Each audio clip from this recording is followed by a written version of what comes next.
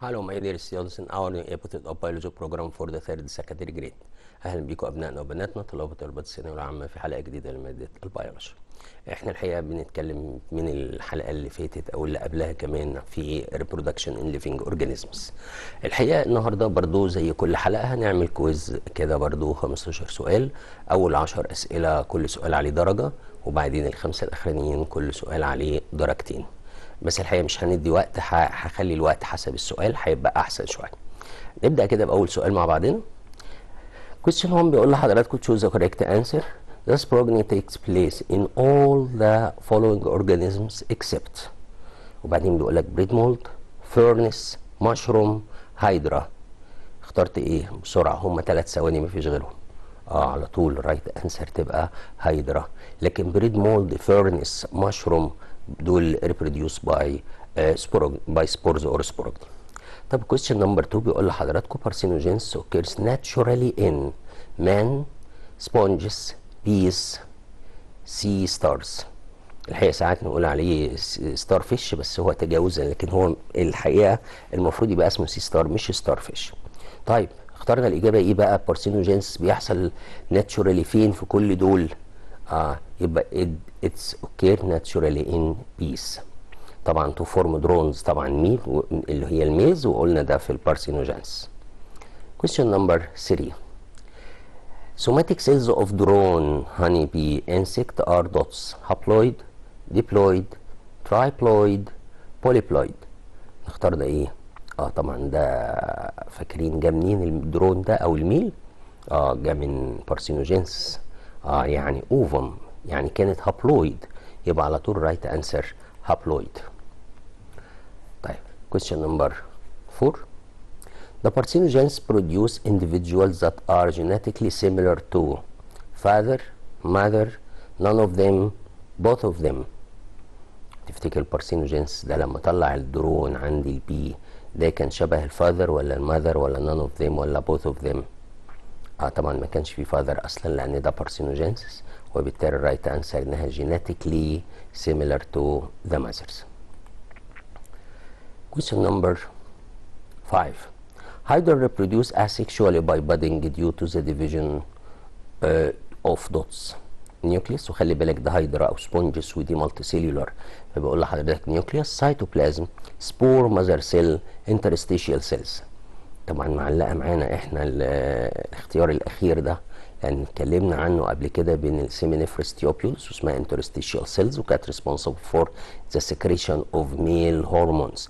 لكن دلوقتي بيكلمني في الهايدرا او المالتي سيلولار، يبقى برضو البادنج انترستيشيال سيلز، ودي اللي انا قلت عليها انها 3 لايرز. الميدل لاير هنا اللي فيها سيلز بنقول عليها انترستيشيال سيلز ذات ريسبونسبل فور ذا فورميشن اوف بادز.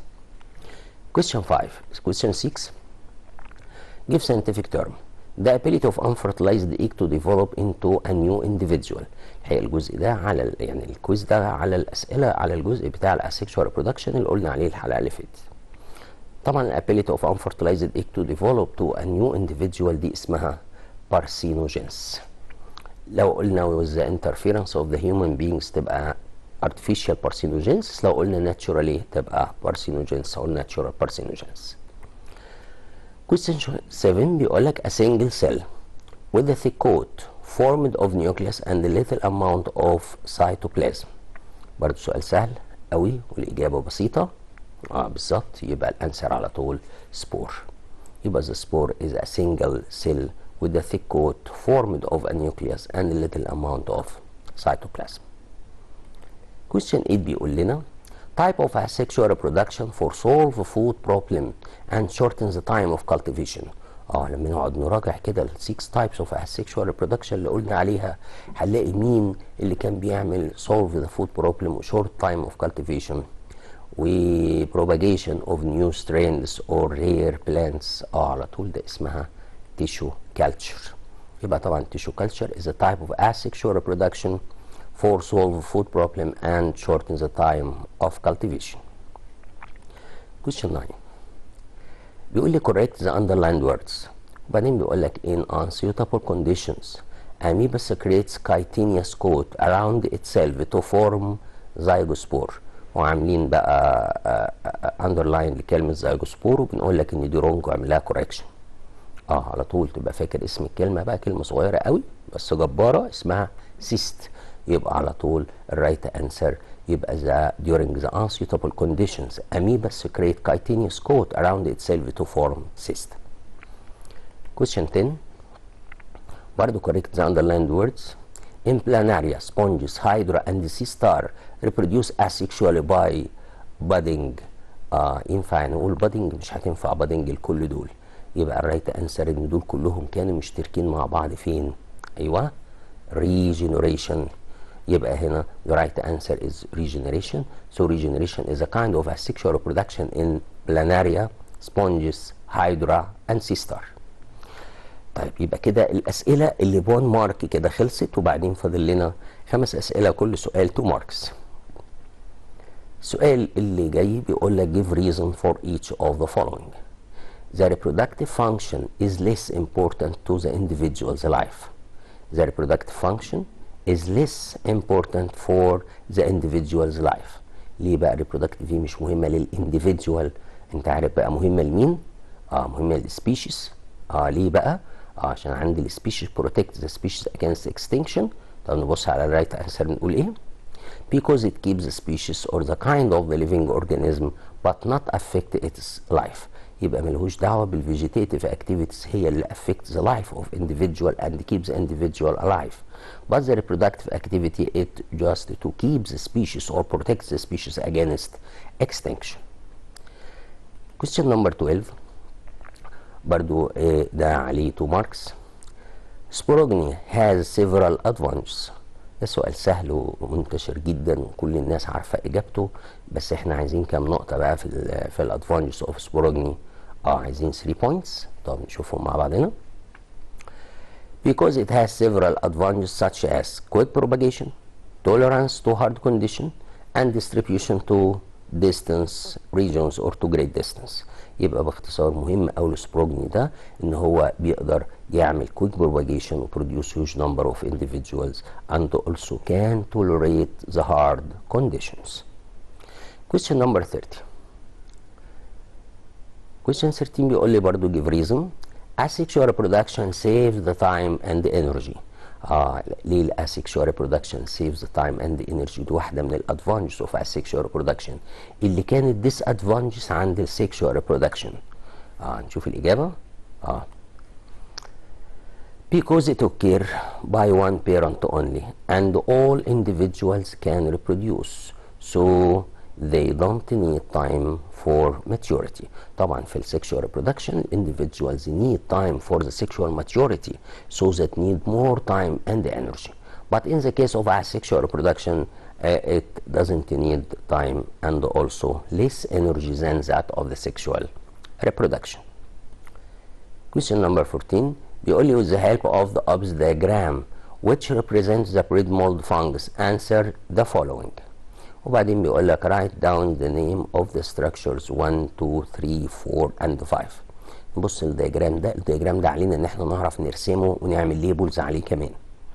فهنا بيقول لي نمبر 1 تبقى ايه، ونمبر 2 نمبر 3 4 5. نبدا منين؟ نبدا من نمبر 1. طيب على طول نمبر 1 ديت اللي جوه السبورانجيوم يبقى سبورز، لكن السبورانجيوم اللي بره لما نشاور على السبورانجيوم اللي بره، وبعدين في هايفا وفي رايزويدس، لكن السبورانجيوفور مش مطلوب منك قوي. هنا هاو فانجس ريبروديوس ات ريبروديوس asexually باي سبروجني. يبقى هنا ده بيعمل ريبرودكشن باي سبورز ودي التايب اوف ريبرودكشن. شوف اخر سؤال في الكويز بتاع النهارده. exposure of the frog eggs what would happen؟ The exposure of the frog eggs to heat shocks. What would happen if the eggs of the frog are exposed to heat shocks? Right answer على طول هتقول لي ايه؟ هتقول لي artificial parthenogenesis takes place. يعني ايه يحصل parthenogenesis؟ يعني the frog eggs is stimulated and developed to form new individual without fertilization. ده اللي احنا سميناه artificial parthenogenesis. الحقيقه الكويز بتاع النهارده كان كويز سهل قوي، وكان بسيط، وانا الحقيقه متعمد ان انا اجيبه سهل وبسيط كده، لان الجزء بتاع السكشوال ريبرودكشن برضو محتاج مننا ان احنا نذاكره كويس. في نفس الوقت في شابترين عدوا، شابتر 1 وشابتر 2 ما ينفعش نسيبهم علشان هيتنسوا، وبالتالي دايما هنحاول نخلي بقى من الحلقه الجايه ان شاء الله هيبقى الكويز عباره عن شابتر 1 و2 3 مع بعضهم عشان نفضل فاكرين الشابترز كلها. لكن دلوقتي هنبدأ نتكلم عن نوع جديد من الريبرودكشن اللي هو ذا سيكشوال ريبرودكشن. كنا قلنا لحضراتكم there are 3 types of reproduction: sexual and or sexual asexual reproduction and the alternation of generations. يبقى في 3 types of reproduction: sexual reproduction, asexual reproduction and alternation of generation. اتكلمنا قبل كده عن sexual reproduction وقلنا هي وخدنا ال 6 types of asexual reproduction. دلوقتي هنتكلم في السيكشوال reproduction. Sexual reproduction need the presence of 2 individuals, male and female, to produce sexual gametes. Gametes fused during fertilization to form zygote. Zygote then divides and grows to the embryo, then to young and adult. يبقى باختصار لما اقول ده sexual reproduction يبقى معنى كده ان السيكشوال reproduction ده محتاج 2 parents. طب نحتاج 2 parents ليه؟ علشان دول بيعملوا جاميتس، والجاميتس دي بتبقى هابلويد يعني containing the half number of chromosomes, but due to the fusion of male and female gamete that will form zygote. طبعا الزيجوت يعمل division by mitosis division عشان يدي complete individual. برضو sexual reproduction need more time and energy، واحنا طبعا قلنا ليه more time and energy؟ because the individuals need time for the sexual reproduction, and also sexual reproduction occur after elapse a certain time, age, and needs a proper nest before mating. They protect the youngs or the parents protect the youngs. يبقى معنى كده ان السكشوال reproduction ده محتاج مني time، محتاج energy، لان السمول individuals لازم يحصل لها development to become mature or reach sexual maturity. After that they can reproduce. برضو sexual reproduction produce new individuals, and the new individuals or the production of new individuals takes place by half number of individuals or by females only. يبقى هنا اللي هيعمل reproduction لا هم الميلز ولا السمول individuals او ال non-mature individuals، لكن لازم تبقى mature females only. So sexual reproduction provides genetic variation for facing the changes in the environmental conditions. ده يخلينا لما نيجي نتكلم عن ايه الفرق بين sexual و asexual reproduction نبص كده مع بعضنا. عند ال sexual reproduction it takes place by 2 parents, male and female. برضو في السكشوال reproduction طبعا خلي بالك في الاسexual reproduction هيبقى single parent، وبعدين نرجع تاني fusion between gametes ده occur. يبقى ده means the presence of gametes in sexual reproduction, but there is no gametes needed in the asexual reproduction.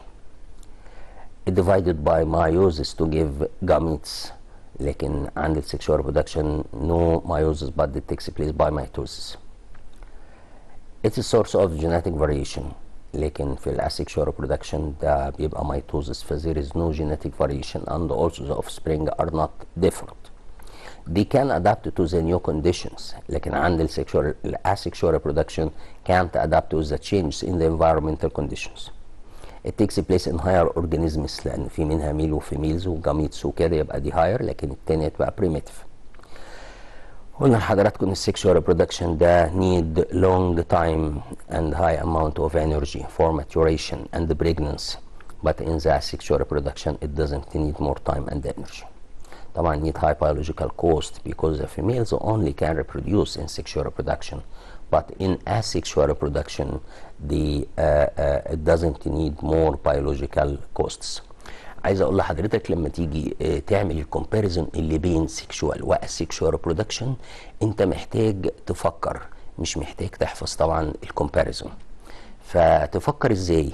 تقول والله احنا لما درسنا الاسيكشوال ريبرودكشن قبل كده كان الاسيكشوال ريبرودكشن ده بيتكلم عن ايه؟ بيتكلم عن سنجل بيرنت، لكن مجرد ما اقول ان ده سيكشوال ريبرودكشن يبقى بيتكلم في 2 بيرنتس. طب هفكر بقى طب ليه هم 2 بيرنتس؟ يبقى دول بروديوس جاميتس، يبقى هنا جاميتس از نيدد، لكن الناحيه الثانيه مش هيبقى موجود، مش هنحتاج جاميتس. طب الجاميتس دي بتيجي منين؟ بتيجي من مايوسيس ديفيجن، لكن قلنا ان الاسexual reproduction depends on mitosis division.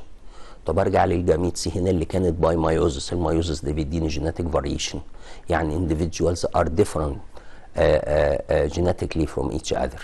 يبقى هنا كان في مايوزس عمل لي جيناتيك فاريشن، عمل لي different individuals.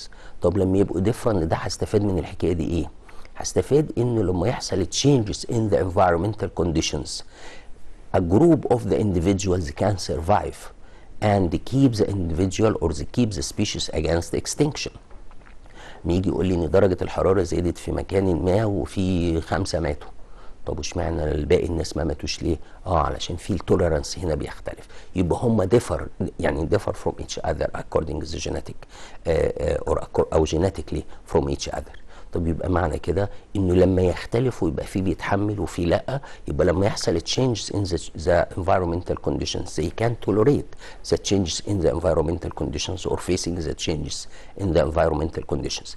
دول اللي هم مين؟ دول اللي جم من السكشوال ريبرودكشن، عشان كان في جاميتس بالمايوزس، والمايوزس دي بتعمل جيناتيك فاريشن.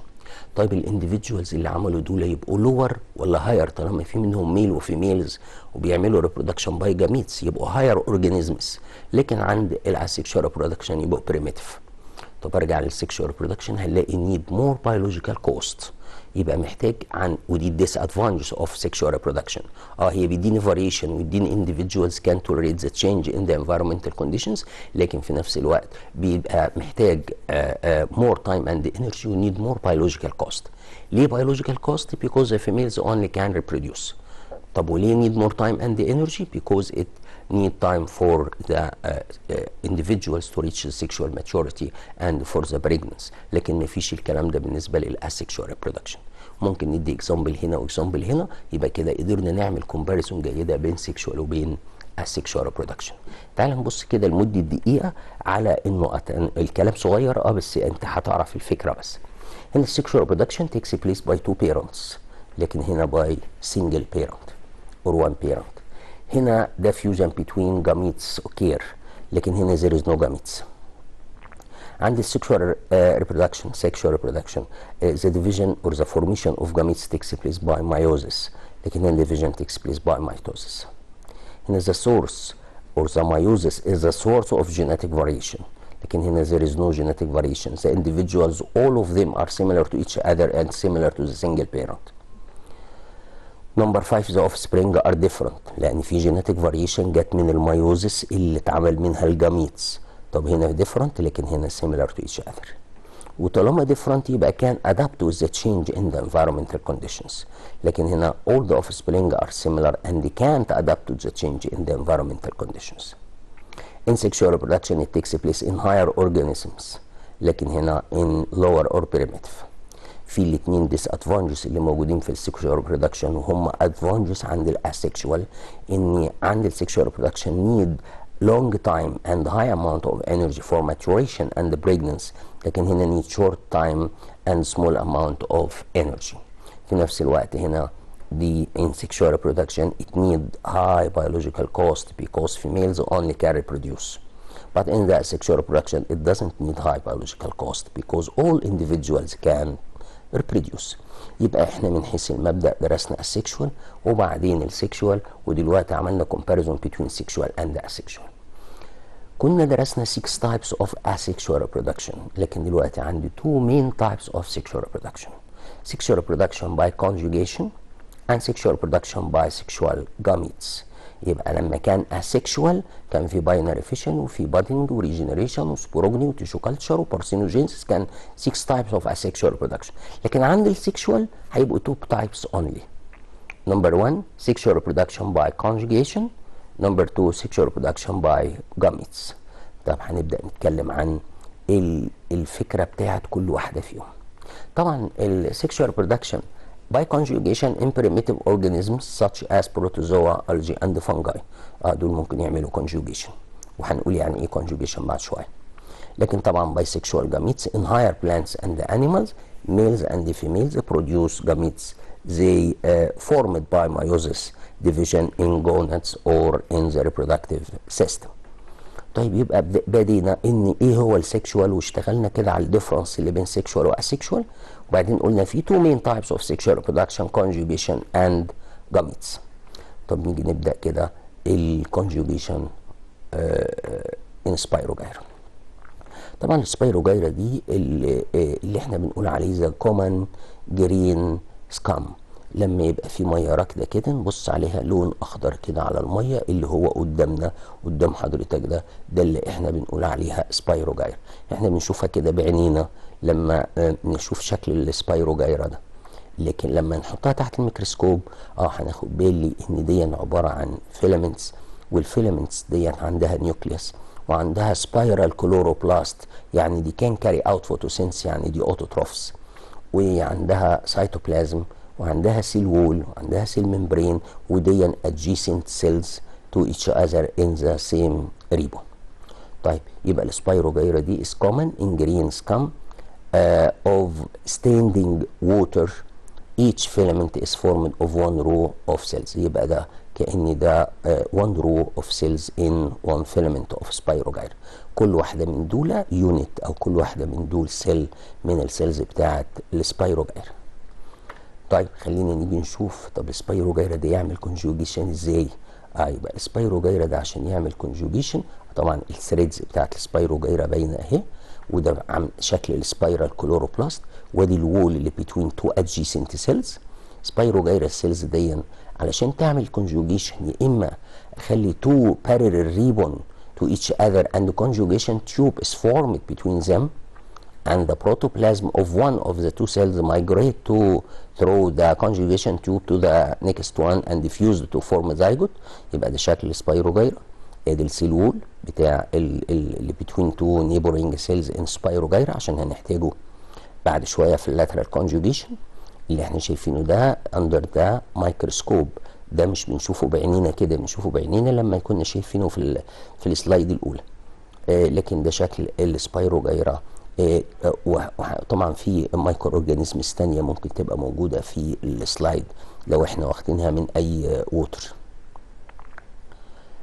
طبعا لازم يبقى ستيند ووتر او ليك ووتر علشان يبقى فيها البريميتيف ليفنج اورجانيزمز دي زي السبايروجايرا. طيب تعالى كده نروح بينا نشوف التو مين تايبس اوف كونجوجيشن. هنلاقي التو مين تايبس اوف كونجوجيشن. The first is called scalariform conjugation and the second is a lateral conjugation. هنا بيقول لحضرتك the sexual reproduction by conjugation takes place at the unsuitable conditions. مهم أوي إن أنا أعرف إيه هي unfavorable conditions or unsuitable conditions as a drought, change in the water temperature or purity, but in the suitable conditions they reproduce by mitosis. قلنا ده في الباينري فيشن في الأول. طيب نرجع برضو تاني نشوف التو مين تايبس اوف conjugation. قلنا scalariform conjugation and lateral conjugation. طب امتى اقول على الكونجوجيشن ده scalariform وامتى اقول عليه lateral conjugation؟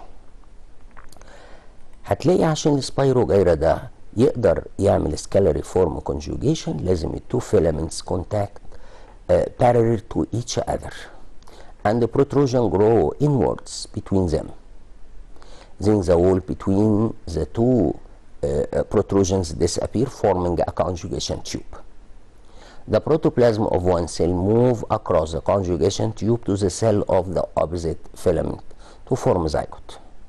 Zygote is coated by thick wall forming zygospore to protect it along or against the unsuitable conditions. خلينا الكلام ده نشوفه كده في شكل سلايد اهو. ده سبايروجايرا، دول تو فيلامنتس parallel to each other. يبدا يحصل protrusion of the two adjacent cells or the two parallel cells that form protrusion. The protrusion increase until they adhere to each other and the transverse wall between the two protrusions disappear. طب حصل ان هنا البروتروجين ده disappear، اللي يجرى اللي يجرى ان البروتوبلازم of one cell migrate and diffused with the second one to form zygote. يبقى ده بقى اسمه zygote. zygote ده الاقي surround itself with a thick coat to form zygospore to protect it against the unsuitable conditions. the zygospore act as a dormant state or dormant stage that is still without any reproduction until the presence of the suitable conditions. يبقى العادي ان هنا كان عندي two parallel ribbons وبقى في protrusion between the two adjacent cells. البارل ribbons دول او التو protrusions دول الوول اللي بينهم حصل له disappear، عمل تيوب اسمها conjugation tube. بعدين نلاقي البروتوبلازم of one of them migrates through the conjugation tube to fuse with the second one to form a zygote. طيب تقول لي هو ده reproduction؟ هو لسه ده الحقيقه احنا كده بنقلل النمبر اوف individuals، بس ده بيحصل during the unsuitable conditions. لازم لما نيجي نشوف الرسمه بتاعت الكتاب هتبص تلاقي ادي السبايروجايرا ريبون ده، وبعدين تو ريبونز become parallel to each other، يحصل protrusion inwards between the two cells، protrusion increase and the transverse wall disappear to form a conjugation tube. Through the conjugation tube, the protoplasm of one cell migrate to fuse with the second one, that to form zygote. But the zygote surrounds itself with the thick coat to form zygospore. The zygospore can divide, or the nucleus of the zygospore is divided meiotically to reduce the number of chromosomes to the half number. خلي بال حضرتك السوماتيك سيلز بتاعت السبايروجايرا هابلويد يعني 1 n، فلما يبقى في زايجوت 2 n محتاج يرجع للهابلويد ستيت بتاعته تاني، يبقى هنا محتاج ان هو يعمل مايوتيك ديفيجن. لما يعمل مايوتيك ديفيجن هيبقى يعمل 4 هابلويد سيلز او 4 نيوكلاي، يحصل 3 منهم يحصل لهم ديجنريشن، والفورث وان كان جرو to form new filament. But that takes place during the suitable conditions, the germination of the zygospore in the suitable condition.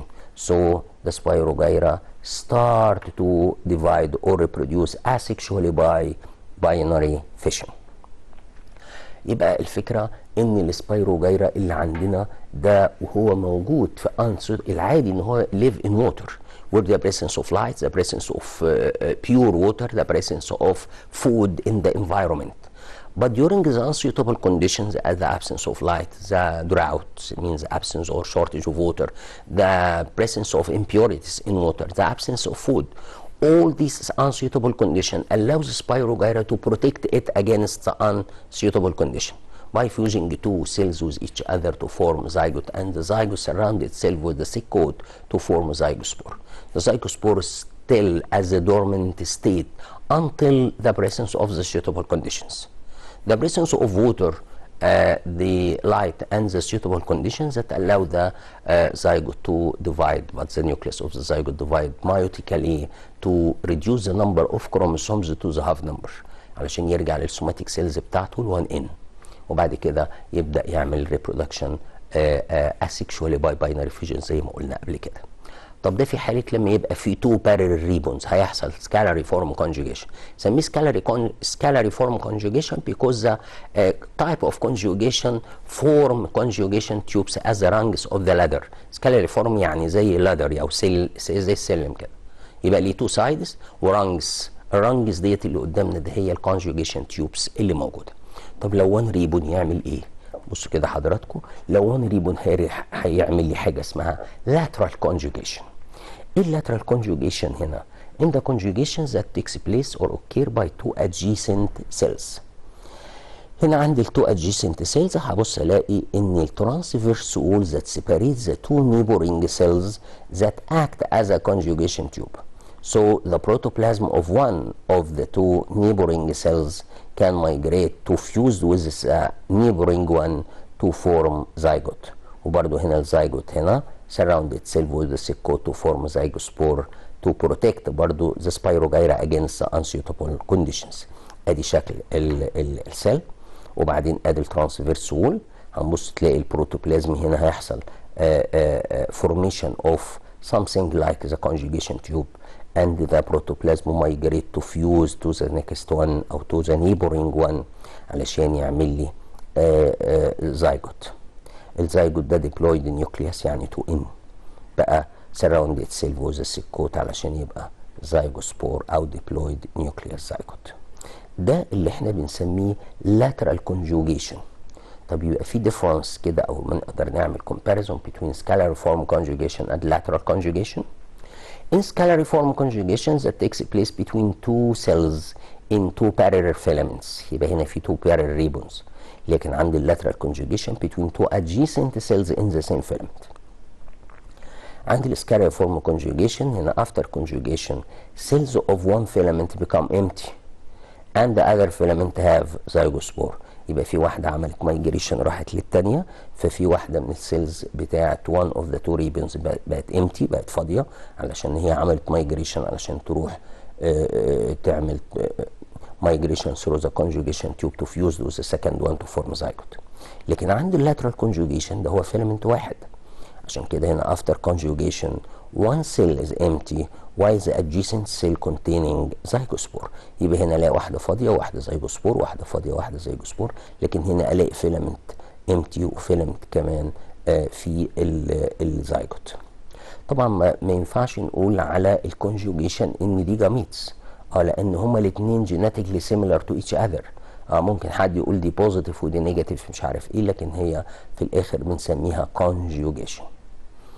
هنا عندي reproduction by sexual gametes، ده السكند تايب اوف reproduction or of sexual reproduction. طبعا fertilization by gametes may be internal or external. يعني ايه؟ يعني the fusion between the nucleus of the male gamete and the nucleus of the female gamete that may takes place inside the female body or outside the female body. Inside the female body that's called internal fertilization, but outside the female body that's called the external fertilization.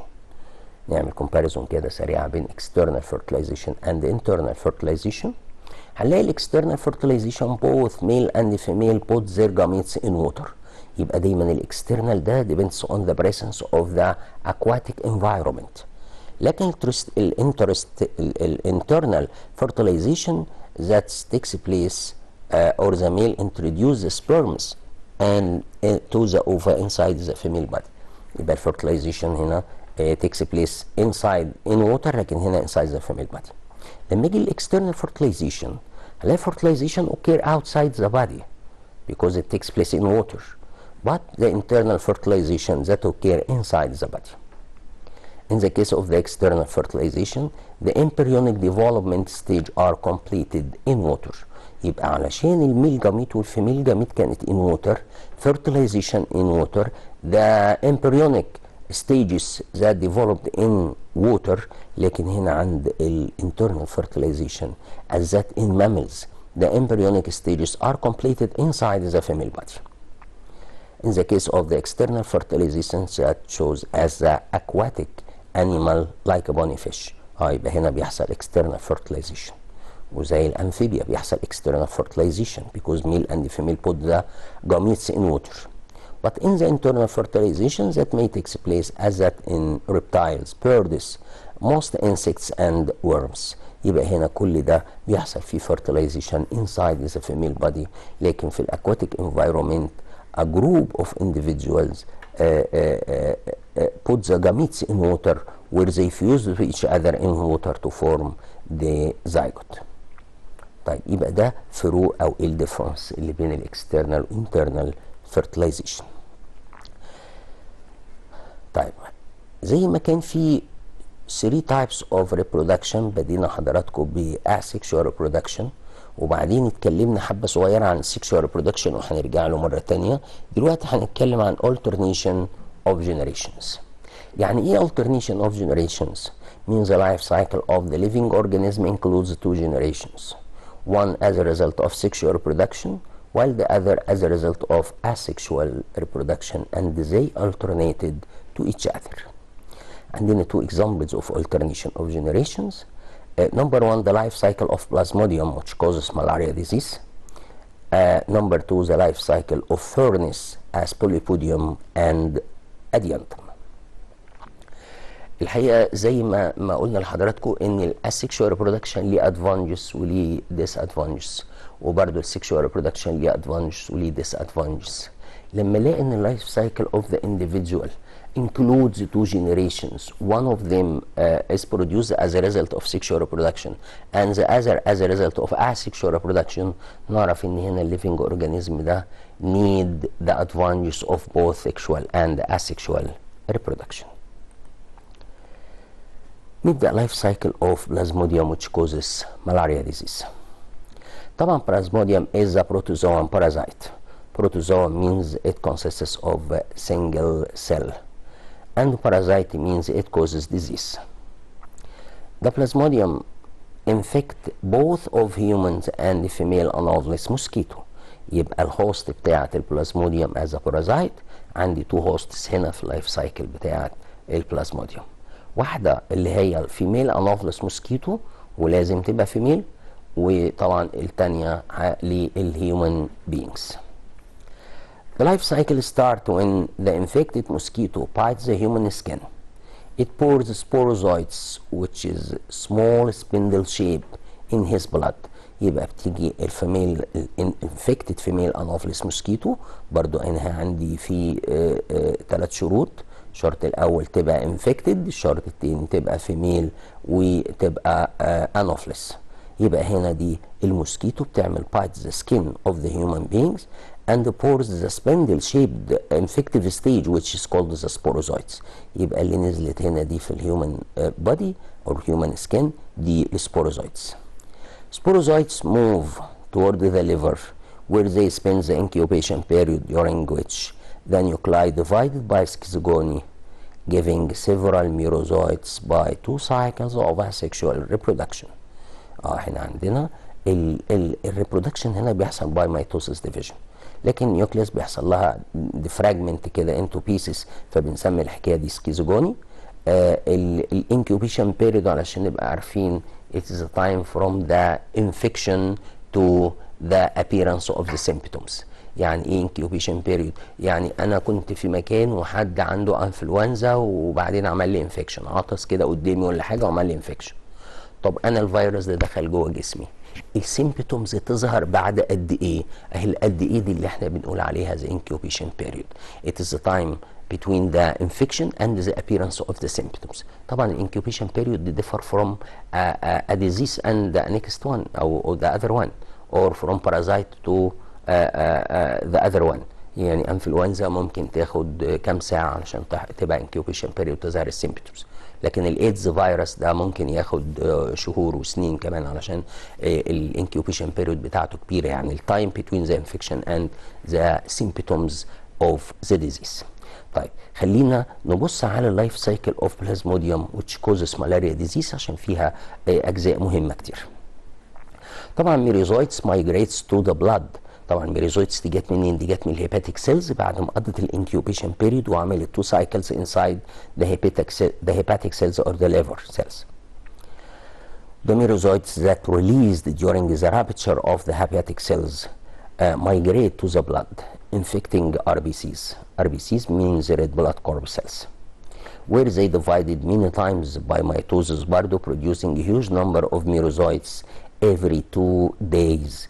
يبقى هي بتقعد جوه السايكل بتاعه الار بي سيز دي بتقعد 48 ساعه، فكل 48 ساعه هنلاقي لما يحصل destruction of the RBCs that causing the presence of a certain toxic substances released from the ruptures of the infected RBCs, so that causing the symptoms of malaria disease. Symptoms of malaria disease or malaria fever that appear on the patient as the heat, chill and sweating or shivering and increase the body temperature and sweating. دي الناس بيقولوا عليها نوبة الملاريا. يعني ايه نوبة؟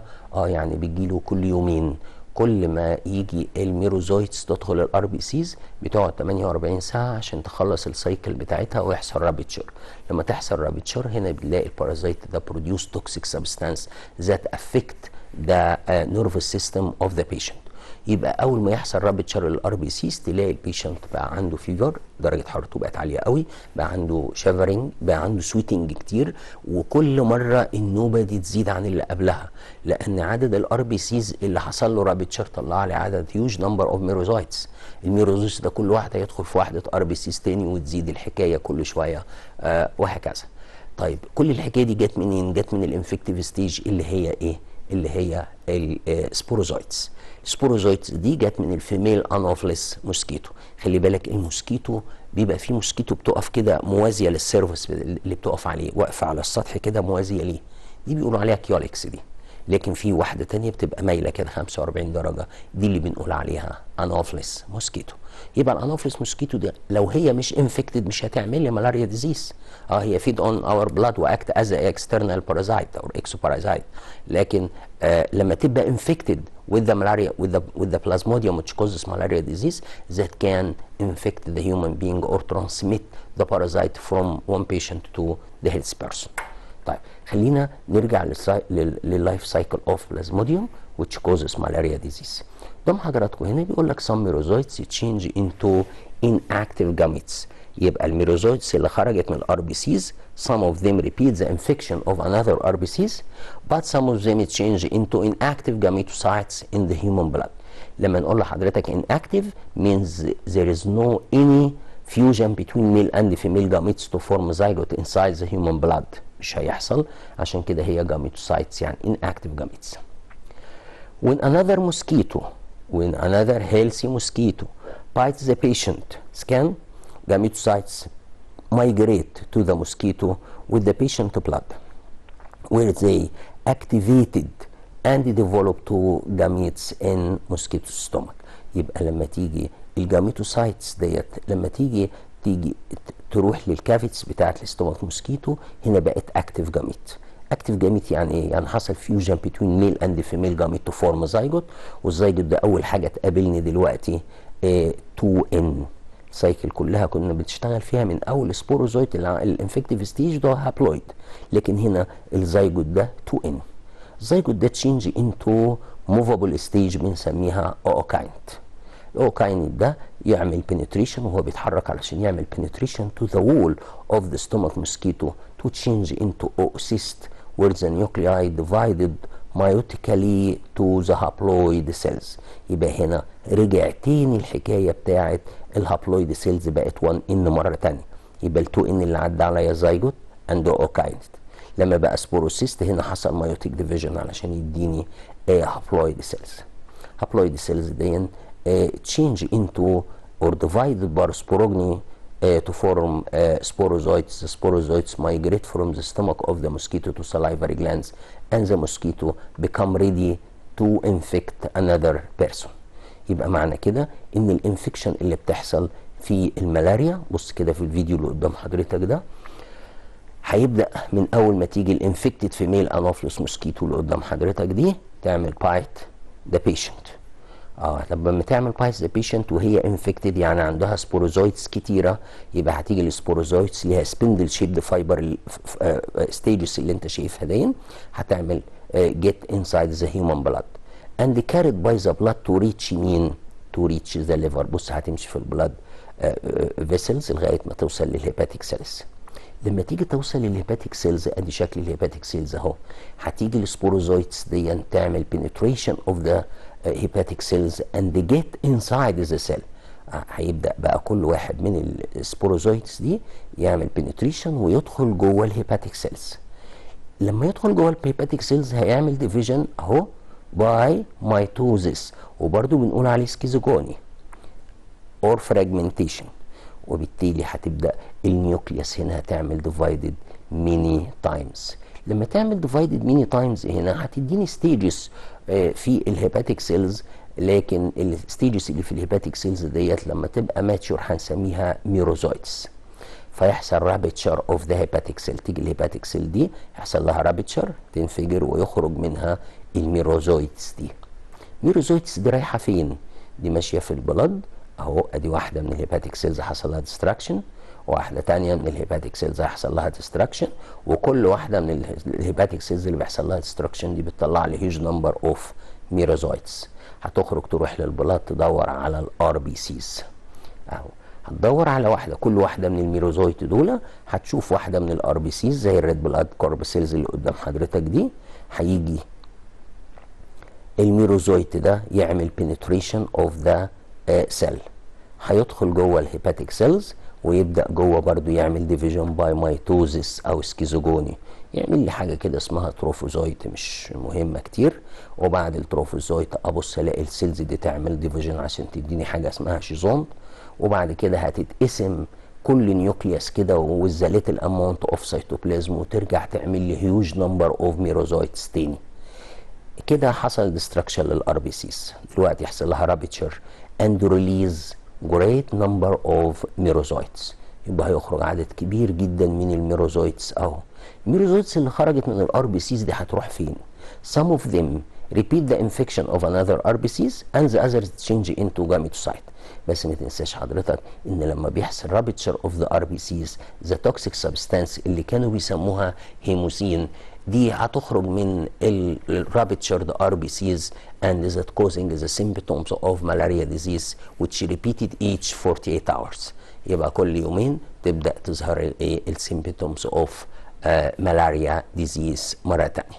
خلي بالك السايكل هنا محتاجة مني تو هوستس، محتاجة هنا هيومن بينجز اند محتاجة كمان الفيميل انوفلس موسكيتو. طب لو مفيش فيميل انوفلس موسكيتو هيبقى فيه انفكتد هيومن بينجز؟ لا مش هيبقى فيه. ليه؟ مش هيبقى فيه لان هي اللي بتجيب الانفكتيف ستيج اللي اسمها سبوروزويت and when it bite the patient it pours the sporozoites to the human blood. يبقى هو الانفكشن تبدأ من هنا. طب ولما تبدأ من هنا يبقى خلاص هتكمل السايكل، بقى البيشنت ده هو مليان جاميتوسايتس خلاص. طب لما تيجي اي موسكيتو بقى اي هيلث موسكيتو تعمل بايت ذا بيشنت it feed on the human blood. When it feed on the blood it take a number of gametocytes with the infected human blood. طب لما تيجي الجاميتوسايتس توصل لها، احنا قلنا الجاميتوسايتس are inactive inside the human blood, means there is no fusion between male and female gamete to form zygote. But when the gametocytes get inside the cavity of the stomach mosquito, they become active gametes, so they can fuse to each other to form zygote. But the zygote need to move until penetrate the wall of the stomach mosquito. So the zygote change into another stage which is called the ookinete. The ookinete move to penetrate the wall of the female anopheles mosquito or the wall of the stomach female anopheles mosquito to form cyst. وهو عندي السيست دي خلي بالك الاوسيست، السيست يعني كيس، اوسيست يعني كيس مليان او ايج. طيب يبقى الكيس اللي مليان الايج ده كل واحده من النيوكلاي دي كانت لما كانت زايجوت بقت اوكاينت، هنا بقت كانت 2 n، يبقى هنا لازم يحصل مايوتيك ديفيجن. لما يحصل مايوتيك ديفيجن هيعمل ريديوس ذا نمبر اوف كروموسومز فروم 2 n into 1 n، فترجع لسايكل تاني او يرجع لسيلز تاني بقت الستيجز دي هابلويد. هنا برضو عايزه تزيد كمان اكتر شويه لان احنا في الكاباسيتي اوف ريبرودكشن قلنا ان البارازايتس بروديوس هيوج نمبر اوف individuals more than that of the other living organisms. So when the merozoite or when the oocyst which containing great number of cells, the cells divided by sporogny. واحنا قلنا السبوروجني ده كمان ليه مميزات، هو بيعمل كويك بروباجيشن وهيوج نمبر اوف individuals وتولوريت ذا هارد كونديشنز، وبالتالي هنا هتديني great number of the sporozoites. The sporozoites in the stomach mosquito, so it can migrate to reach the salivary glands of the mosquito, so the mosquito become ready to infect another person. يبقى الموسكيتو اللي حصل لها انفكشن دي هتروح تعمل انفكشن لواحد تاني، والواحد التاني ده لما تعمل السايكلز اللي موجوده في الهيباتيك سيلز والار بي سيز بقت هي ريدي، بقى الهيومن بينج دون ريدي ان هو يعمل انفكشن ل هيلثي فيميل انوفلس موسكيتو تانيه، وتفضل تستمر السايكل بالشكل ده. تلاحظوا حضراتكم ان عند الهيومن بينجز حصل 2 cycles of asexual reproduction. Asexual reproduction by schizogony inside the hepatic cells, asexual reproduction by schizogony inside the RBCs or the red blood corpuscles. يبقى هنا حصل نوعين من الاسexual reproduction، يبقى جوه الهيومن بينج بيحصل asexual reproduction بس، عشان كده بنعتبر الهيومن بينج ده an intermediate host. لكن اللي هيحصل فيها sexual reproduction تبقى الفيميل انوفلس موسكيتو. بيحصل sexual reproduction by gametes to form zygote، لكن الزيجوت ده بقى موفابل وبقى اوكاينت عمل اوسيست عمل asexual reproduction تاني باي سبوروجني. يبقى عندك جوه الفيميل انوفلس موسكيتو بيحصل 2 types of reproduction: sexual reproduction by gametes and asexual reproduction by sporogny. بالطريقه دي احنا لقينا ان السايكل مستمره بين الهيومن بينجز وبين الفيميل انوفلس موسكيتو. الحقيقه طبعا في علاج طبعا دلوقتي للملاريا ديزيز، وكانوا الفرنساويين سموها ملاريا عشان بيفتكروا انها كانت تيجي في الاماكن اللي مش جيده التهويه، فانه كانوا يقولوا عليها ملاريا، وبالتالي اتحولت كده بقت ملاريا ديزيز. اصدقائي واعزائي، ده اخر وقت للحلقه بتاعتنا النهارده. ان شاء الله الحلقه الجايه نعمل ريفيجن كده كويس على الجزء اللي احنا قلناه، وما ننساش هنعمل كويس في شابتر 1 و 2 لغايه ما وصلنا من شابتر 3 لغايه ما نتقابل الثلاث الجاي. شكرا لحضراتكم والى